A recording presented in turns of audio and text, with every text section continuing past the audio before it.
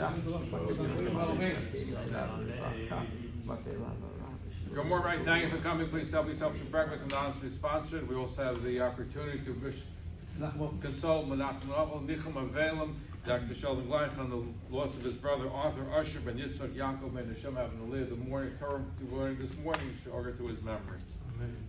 You know, during the high holiday season, we say Avinu Malkanu every day. One of the things that we say, Avinu Malkanu, Hasei Lamancha Evolamenu.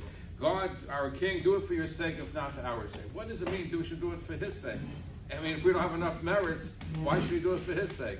So the Kusler Rebbe of Porsche, Rabbi Chaim Leibish Rottenberg, was once in Paris, and he came across a very affluent Parisian Jew named David, who lived in a high-rise building, fancy building, very fancy, very expensive.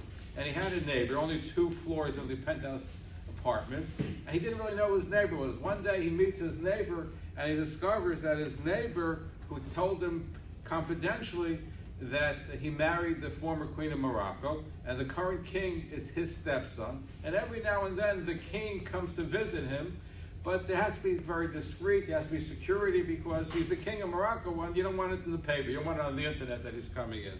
So David said, is it possible that the next time the king comes, can I meet the king of Morocco?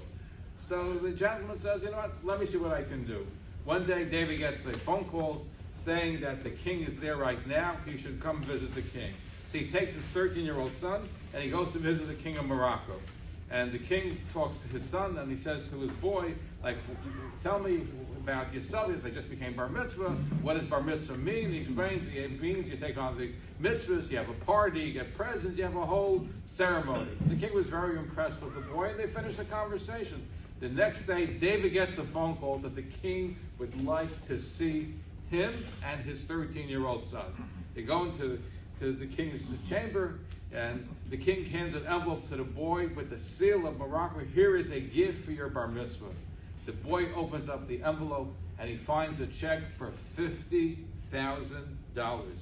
So the father says to Your Highness, you're too kind. A check of this amount is far beyond what's normally presented in bar mitzvah gift. Perhaps it would be more appropriate to give a lesser amount. So the king said, you are right. However, here's the problem.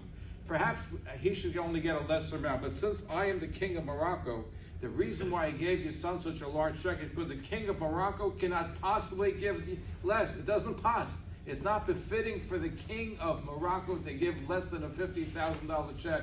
It's just beneath his dignity.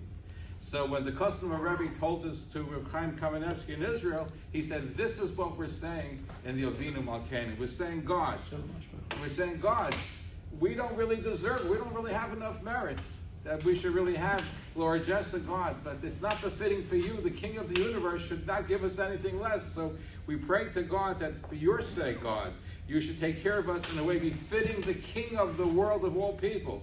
So we merit that we should have this year an overabundance of mercy, kindness, goodness, that we can serve God properly. May God give not only all of us, all of Klal Yisrael. We should have an abundance of good. We should merit to destroy our enemies. It's not befitting for God that our enemies should be hurting us in such a way. So may this Rosh Hashanah, we say Avinu Malkanu, give a zetz. Give a good zetz. A good zetz for Hashem's sake. It's for God's covenant that we're doing this. Have a wonderful day.